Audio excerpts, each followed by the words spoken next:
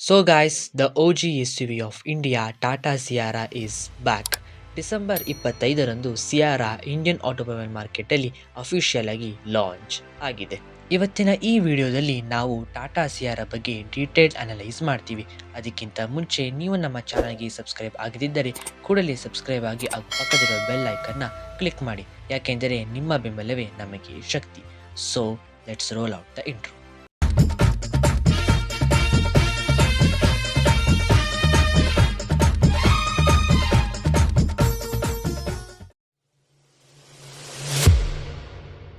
1991ರಲ್ಲಿ Indian automobile ಮಾರ್ಕೆಟ್ಗೆ the most advanced SUV launch ಆಗುತ್ತೆ. ಅದುವೇ ಟಾಟಾ ಸಿಯಾರಾ.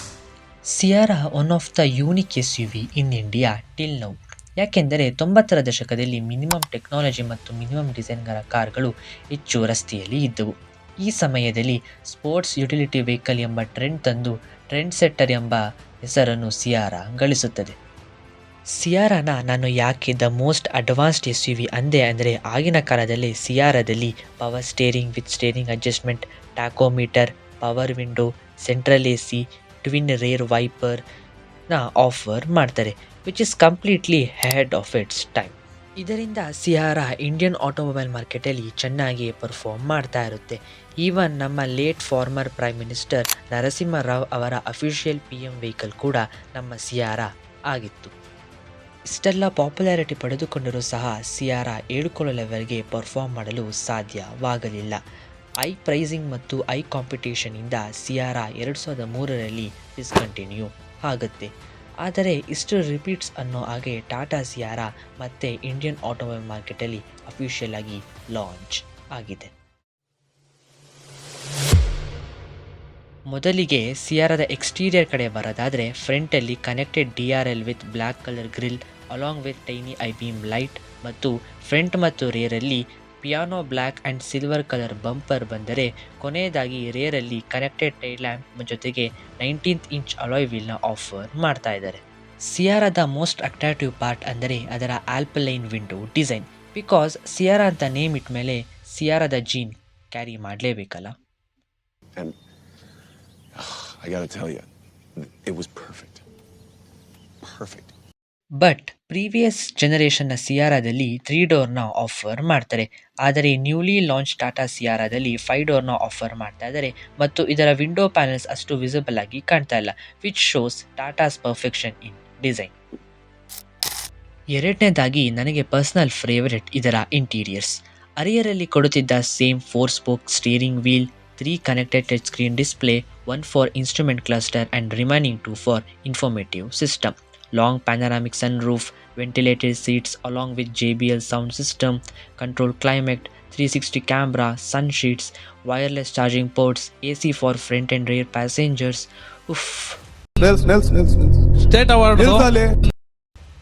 ನೆಕ್ಸ್ಟ್ ನಾವು ಸಿಯಾರಾದ ಕೋರ್ ಪಾಯಿಂಟ್ ಆಗಿರುವ ಇಂಜಿನ್ ಕಡೆ ಬಂದರೆ, ಅದನ್ನು 2 ರೀತಿಯಾಗಿ ಡಿವೈಡ್ ಮಾಡಿದ್ದಾರೆ. ಮೊದಲನೇದು ICE ಅಂದರೆ ಇಂಟರ್ನಲ್ ಕಂಬಷನ್ ಇಂಜಿನ್ ಮತ್ತು EV ಪ್ಲ್ಯಾಟ್ಫಾರ್ಮ್. ಮೊದಲನೇದಾಗಿ ICE ಕಡೆ ಬಂದರೆ ಇದರಲ್ಲಿ ಅಟ್ಲಾಸ್ ಪ್ಲ್ಯಾಟ್ಫಾರ್ಮ್ನ ಯೂಸ್ ಮಾಡಿದ್ದಾರೆ, which is used by current generation Nexon and curve. ಇದರಲ್ಲಿ ಟಾಟಾ 3 ರೀತಿಯ ಇಂಜಿನ್ನ ಆಫರ್ ಮಾಡ್ತಾ ಇದ್ದಾರೆ. ಮೊದಲನೇದು 1.5 litre TGDI petrol engine, which produces 165 horsepower and 280 Nm of torque, which is more powerful engine in its segment. ಎರಡನೇದು 1.5 litre naturally aspirated petrol engine, which produces 120 horsepower and 170 Nm of torque. And lastly, especially for diesel ಲವರ್ಸ್ಗೆ 1.5 litre diesel ಇಂಜಿನ್ನ offer ಮಾಡ್ತಾ ಇದ್ದಾರೆ, which produces 120 horsepower and 260 Nm of torque, along with manual and automatic transmission in option for all engine variants. ಇದಲ್ಲದೆ Tata ತನ್ನ ಕಸ್ಟಮರ್ಸ್ಗೆ 6 different colour ಆಪ್ಷನ್ಸ್ನ offer ಮಾಡ್ತಾ ಇದ್ದಾರೆ. ಮೊದಲನೇದು Bengal rouge, Coorg cloud, Munnar mist, pristine white, pure grey and Andaman adventure.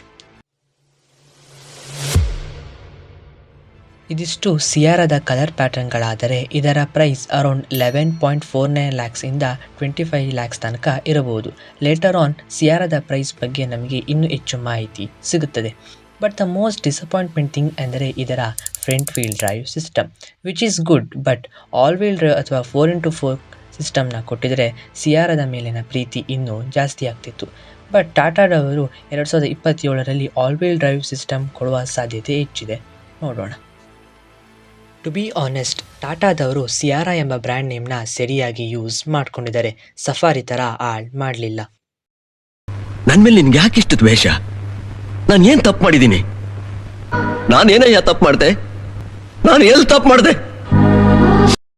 ನಿಮಗೆ ಸಿಯಾರದ ಬಗ್ಗೆ ಏನು ಅನಿಸಿತು ಅಂತ ಕಮೆಂಟ್ ಮಾಡಿ. ಇದಿಷ್ಟು ನನ್ನ ಅನಿಸಿಕೆ. ಮತ್ತೆ ಸಿಗೋಣ. Signing off.